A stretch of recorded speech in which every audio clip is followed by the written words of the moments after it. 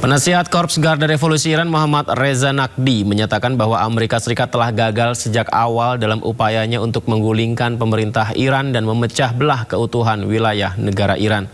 Naqvi juga menambahkan bahwa posisi strategis Selat Hormuz menjadi kartu as ekonomi dan militer Iran yang tidak tergantikan.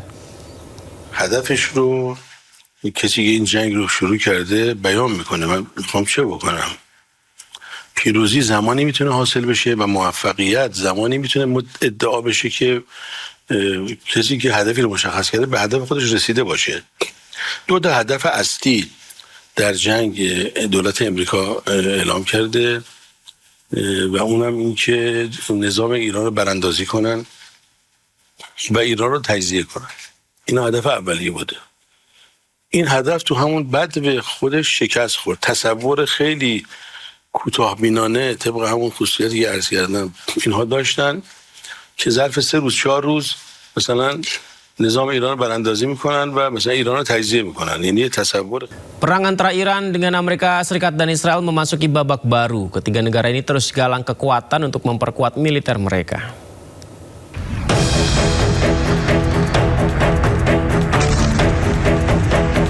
Perang Timur Tengah semakin meluas. Ketiga negara yang terlibat, Amerika Serikat, Israel, dan Iran, saling menggalang kekuatan.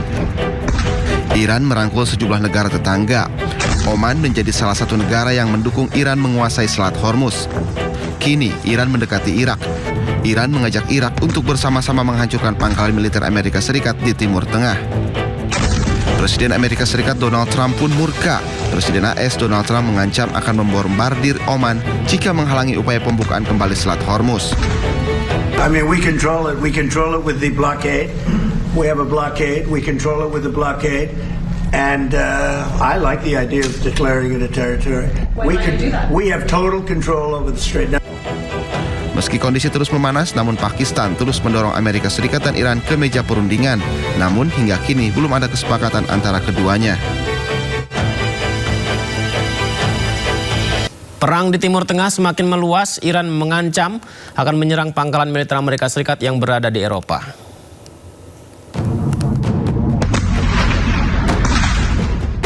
Iran mulai pertimbangkan serangan terhadap fasilitas militer Amerika Serikat di Eropa. Nantinya, serangan akan difokuskan pada fasilitas militer AS di Eropa bagian selatan dan tenggara. Tindakan ini akan diambil bila AS terus menyerang Iran. Salah satu yang menjadi target adalah Bulgaria, yang telah menyetujui penggunaan pangkalan udara Besmer untuk pesawat pengisian bahan bakar AS. Bulgaria pun telah bersiap menghadapi serangan Iran.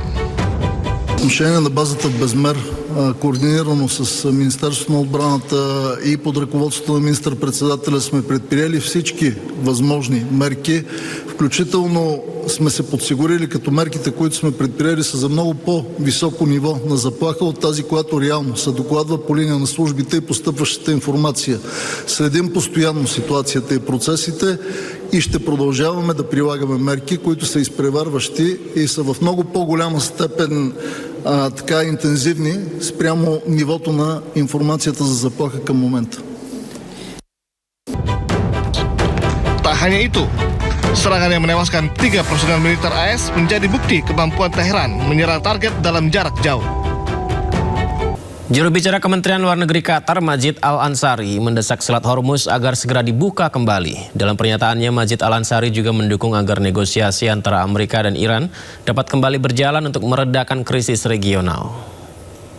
أولا الجهد الحالي هو منصب على نزع الفتيل الأزمة الحالية. نحن هنا نتحدث بكل وضوح عن التصعيد الذي تم بعد في خلال الفترة الأخيرة، وتضمن طبعا ما حدث من كسر وقف إطلاق النار والتهديدات في مضيق هرمز وإعادة إغلاق مضيق هرمز وكل ذلك. ينصب تركيزنا حاليا على هذه المسألة والعودة إلى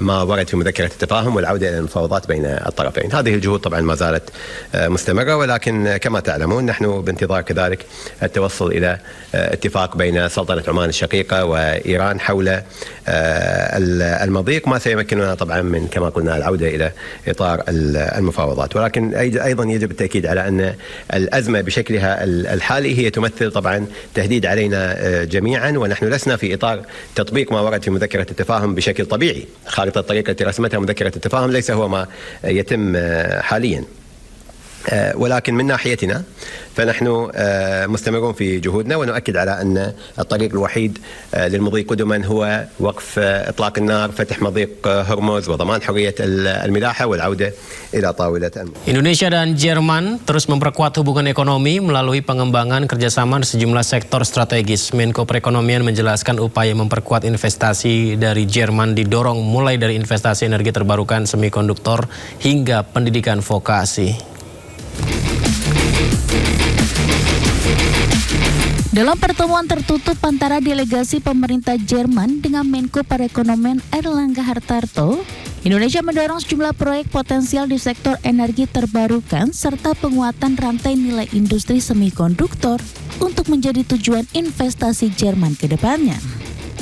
Selain itu, kerjasama pendidikan vokasi turut menjadi perhatian dikarenakan Jerman dinilai memiliki keunggulan dalam pengembangan pendidikan berbasis keterampilan. Seperti diketahui, Jerman merupakan salah satu mitra penting Indonesia dan telah banyak berkontribusi dalam pertumbuhan ekonomi dengan lebih dari 250 perusahaan asal Jerman telah menjalankan bisnis serta beroperasi di Indonesia dengan total investasi kumulatif sepanjang 2021 hingga 2026 mencapai 1,23 miliar dolar Amerika. Hampir 4 billion US dollar, dan tadi disampaikan kepada Menteri Commerce bahwa kita akan ada rapat untuk terus bagaimana kita bisa meningkatkan proyek-proyek green energy ini untuk bisa mendapatkan akses pembiayaan termasuk juga dari KfW. Dan kalau kita ketahui bahwa Jerman mempunyai keunggulan di bidang riset terapan, precision manufacturing, standar industri, dan inilah yang kita ingin kerjasamakan dalam pertemuan-pertemuan berikutnya. Sementara itu, Menteri Federal untuk Kerjasama Ekonomi dan Pembangunan Jerman, Rim Alabali Radovan, menegaskan komitmen negaranya untuk memperkuat kerjasama ekonomi dan pembangunan dengan Indonesia. Menurutnya, pelaku usaha Jerman memiliki peluang besar untuk berkontribusi dalam pembangunan berkelanjutan di Indonesia. A long-standing, trustful cooperation, especially in the development cooperation, and I'm looking to strengthen our cooperation in the economic sector and also development. So we talked about how we can strengthen German businesses being part of sustainable development in Indonesia, especially in the field of renewable energy.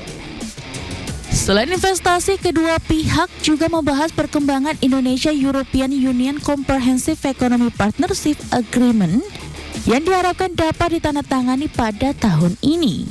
Airlangga menambahkan keunggulan Jerman dalam riset terapan precision manufacturing dan standar industri menjadi bidang yang akan terus dikembangkan dalam kerjasama kedua negara.